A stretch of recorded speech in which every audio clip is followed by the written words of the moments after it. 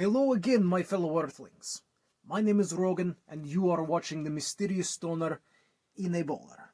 So to summarize what happened last week, after 10 years, my parents, more so specifically my father, was no longer allowed to be missionaries in the country we were going to. So, because our relatives had moved from our home country to America, we returned to our home country, packed anything we had left there, and moved to America as well. We got involved in a local church. I met my best friend, Salem, and met my first crush. All around the age of 13 by this time. And Salem, who was exposed to how the real world worked, as well as was familiar with some of what I had experienced, he had sort of taken me under his wing and was introducing me to all of pop culture, music, movies, anything he could get his hands on, he would pass on to me, since his parents were not quite as religiously strict as my own. Now, it is going to appear that we are going to take a little bit of a rabbit trail, but bear with me, this is relevant. I had very limited exposure to video games, but I actually still had exposure. When I was younger, when we were still missionaries, I made friends with a local child there once, who had an NES system. And he would occasionally come over. It was only like a total of maybe 3 or 4 times altogether. But he would come over and we would play on his NES. He had Ninja Turtles, Turtles in Time. And this was a big deal for me, because my parents did not buy me a game system, and I did not have an allowance, so I could not really save money to go buy one and buy games for myself. The reason being that my father thought that playing video games was a complete waste of time. So it was naturally a big surprise for me when I got my first Nintendo 64 and collection of video games. But only because my oldest brother's kids were evolving from playing the Nintendo 64 to some other better gaming system. And I got the used console and games that they used to have after my father went through them. You see, even though my father did not approve of me playing video games, he could stomach it. But what he could not stomach was there being blood and too much violence. And if you know how many scantily clad women were in video games, that would definitely be an issue too. But the big thing was really killing other people. My father did not care if I shot aliens and I had blood. Didn't care about shooting robots or hunting games that involved killing animals. And, of course, cartoonish violence was no problem either. Mario, Donkey Kong, no problem. Just no shooting people.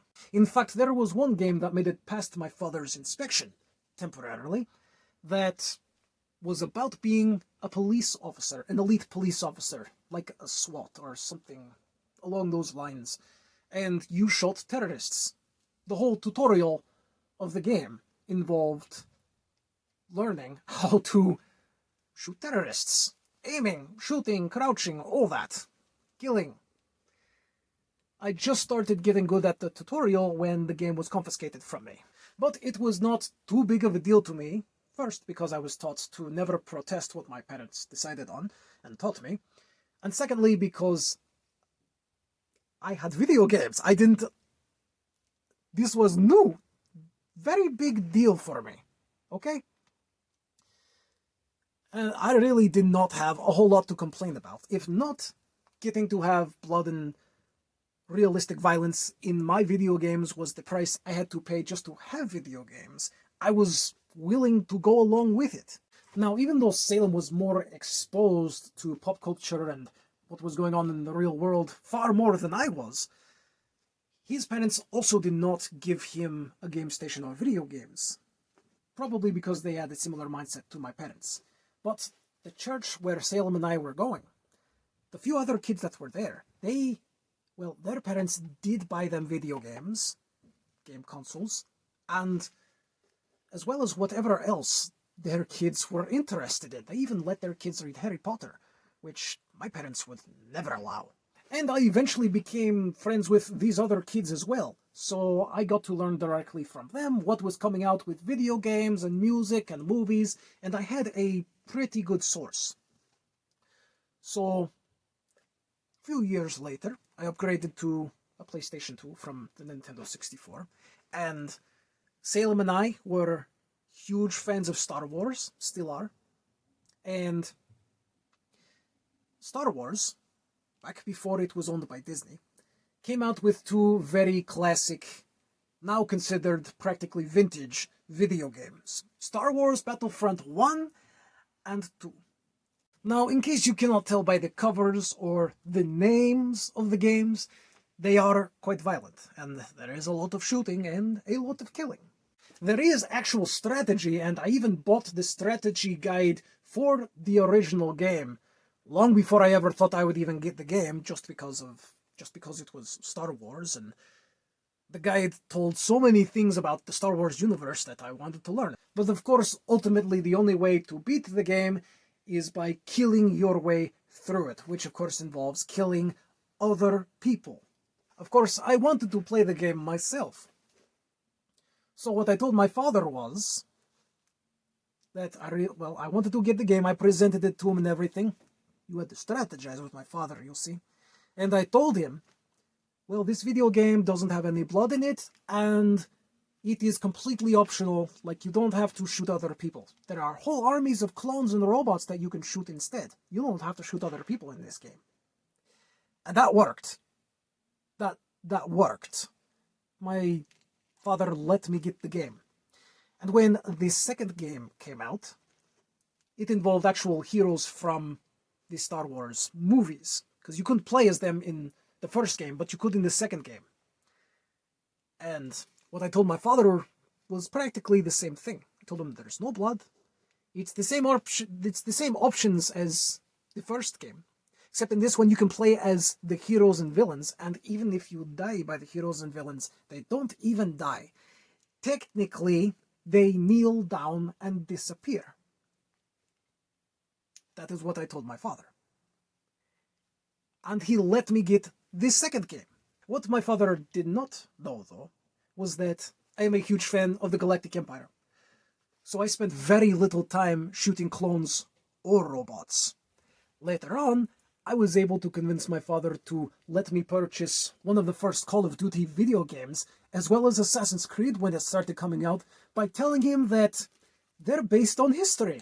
Thank you, makers of Call of Duty and Assassin's Creed. And of course, by the time I moved out, well, let's just say I spent a lot of time playing as this guy. And what's more, I completely got away with it. I'm not even really sure how. Because my parents were very hard-nosed. They were very, very careful to follow what they believed in every aspect. And if they weren't sure about something, they came across it to me as if they were sure. You know, to keep me safe from whatever they were worried about. But sadly, I think the real reason I was never caught, although I cannot confirm this, signs point to the most likely reason being that they simply did not pay attention to what I was doing with my time. They weren't interested in my personal life that much. That's not to say that my parents never spent any quality time with us.